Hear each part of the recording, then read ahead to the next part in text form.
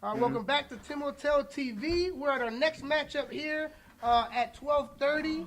We got the Pack-9 versus the new and improved Seahawks. This should be a really good game here. And with me here, I got Zay.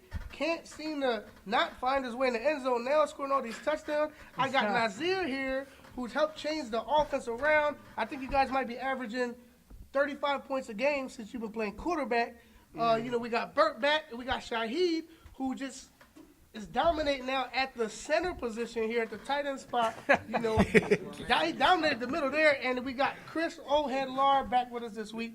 Hey, Chris, can the Seahawks make the playoffs? Yes, they can make the playoffs. They do not need to win this week either. That's the shocking part. Everybody thinks they need to win. They don't need to win. The Seahawks, basically how it is because they have one win, and that one win is against the Falcons. The Falcons play the Colts this week. There's no way they beat the Colts.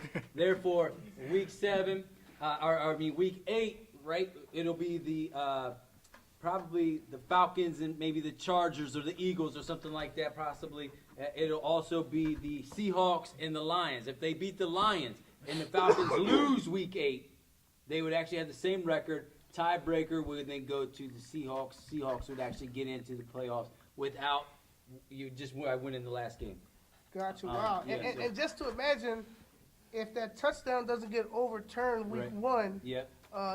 Their situation here would be even more beneficial. I think, to me, the Packers are all cylinders right now.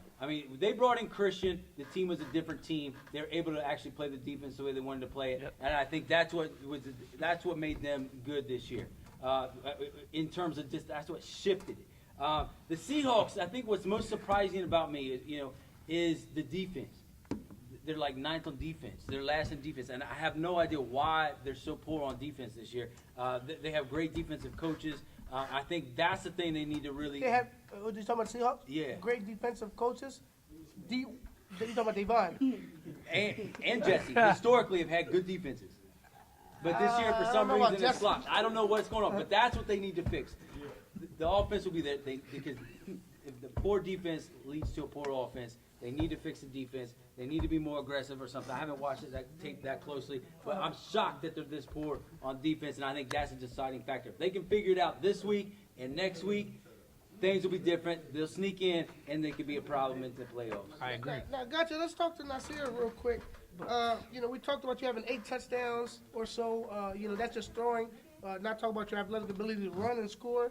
How has it been playing quarterback these past 2 weeks? Has it been getting a little easier for you as you go, or? Yeah, it's been getting a little easier for me just because I'm getting more comfortable playing quarterback now.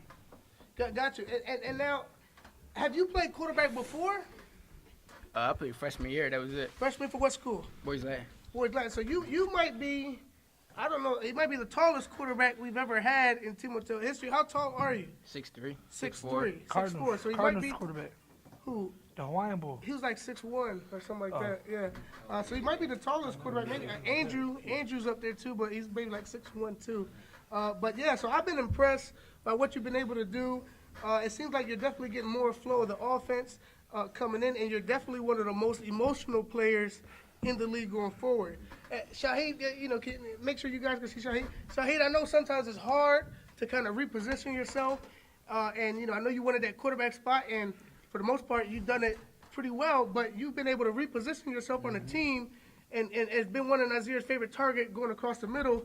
Let's talk about that transition going forward, and I just want to commend you on, you being a team player, and some guys would quit, losing the quarterback spot, but you came in and been contributing at another position right away. The way I see it is I'm going to just contribute to the team as best as I can, and nobody can stop me. So I would have quit. Now, let's talk about your coach's mentality a little bit, your team's mentality. What a heck of a rough start. You guys went, 0-5 or something like that? 0-4? 0-4 to start. How did your coaches and you guys, your leaders, keep your guys, your heads above water here and not quit? Because you did definitely have some guys quit. I think Moody or something like that, he quit or whatever, But you guys have seemed to be finding your stride now. What kind of kept you guys in it? We just came out and we said, if you want to play for the team, you just going to have to show your all. If you don't, then you can leave. Gotcha. So the people that stay with us, they stay with us. The people that left, they left. Right, and I got to give it to your captains and your coaches because even now, you guys still probably have one of the largest rosters. And usually, what happens as a team starts off 0-4, you got the quitters that will quit, and your team starts to dwindle. But you guys still been able to kind of keep it together, which is great going forward. Isaiah, you've been on a streak of yourself. You've had, I think, 6, 7, 8 touchdowns in the last 3 games. Seems like Bello and you have developed that chemistry that you've been dreaming for, that you've been longing for. What changed? You know, just the trust. He trusts me now, and I trust him at quarterback now. So we've been building a lot of trust, like at practice and stuff like that. Talking about where he should position the ball, like just little stuff that we work on. Got you. Good. What I can do as a receiver to help him scan the field better. Right, and then you also have Zion, who's been playing for well, always has a ton of receptions each week, and it seems like you guys are just methodical each drive, just moving forward. It seems like maybe after week 1, you guys might have punted 3 times the rest of the season. So your offense is all cylinders. Let's talk a little bit about the defense this past week. I seen one play looked like you gave up on the touchdown a little bit there. What happened on that play? He got burnt. He seemed like he was still in position, but couldn't find the ball. Yeah, I bit on a Stop it. it wasn't a stop and go. He stopped for the ball, Uh-huh. and then sent pump fake. So I bit for it, and then Stop it. I like they did the play before, and before I didn't bite on it. So yeah, stop and go. But y'all stop winning. But okay, anyway. So yeah, I We bit got on a cheated, stop and but it's go. fine. I bit on a stop and go. Nadir's fast, and then I let up because I was gonna give him a chance. I mean, they get so mad when they lose. They want to start hitting people. So. They're a very physical team. I'm not saying they're not good, but Do you think I decided to let them have that one because I definitely could have made a play on the Do you ball. think they're, and we'll talk a little bit more about them later, but they're overly physical, like almost shading towards, If they was winning, I would say yeah. that's the guy. Okay, got you. So real quick, have you seen the Seahawks going forward? Have you seen Yeah, this I here? watched them play against the Eagles. And so what are you worried about going into this game here? I can't think of it Oh, right you- now, but you're we real don't sleep on confident. nobody. We know that they've been on a hot streak lately.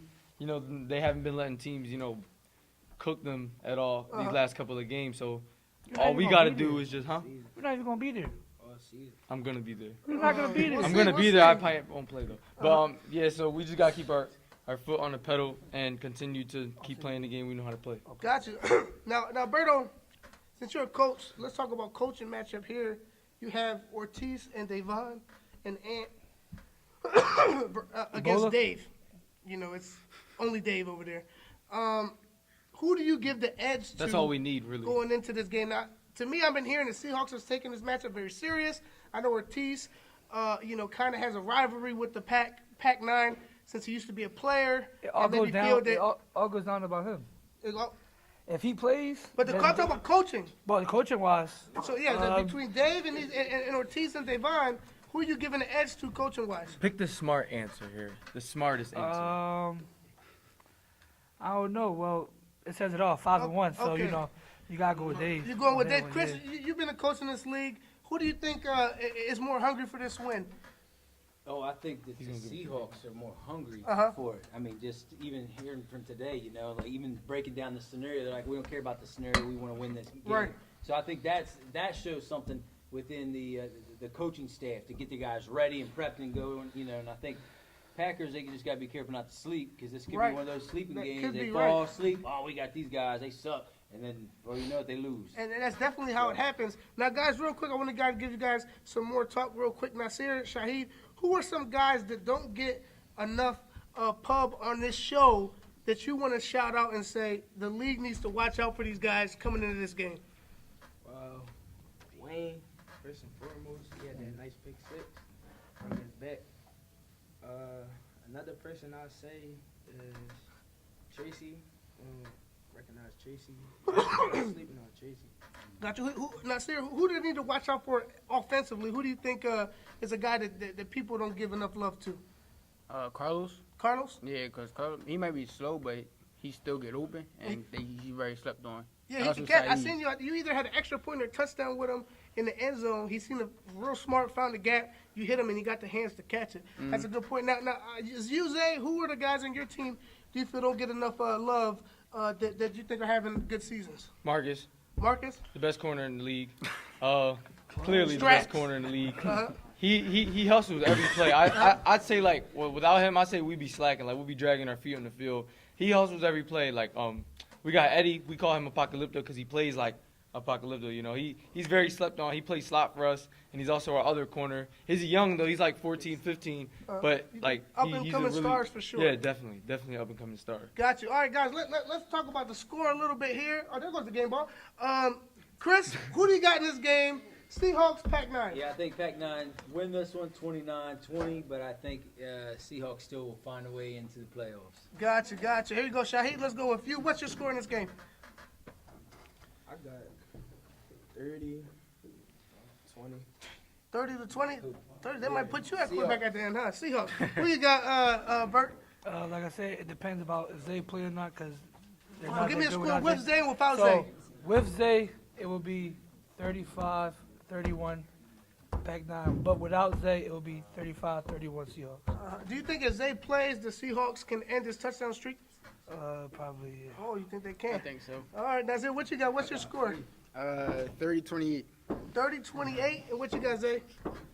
A lot to a little, if I play or not. 45-20? Either way, you got the confidence in your team, and you're talking about you being in the all-pub game and might have to reserve yourself. You know, you got a lot of college and stuff. I might only, if I do decide to play, it will only be for a half, and I'm gonna let the younger guys in my team, you know, pick up my spot and you know clean up our dirty laundry. Gotcha. I think. Wow. When both of these teams are playing at their best, Yes. I think the Pack-9 should win by 2 touchdowns.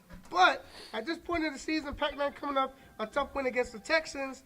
I think the game's gonna be a lot closer. A turnover could make the difference. I'm still gonna favor the Pack-9 winning this game here, 27-26. Close game, and that will do it for that game. Hey guys, Seahawks, this could be your week.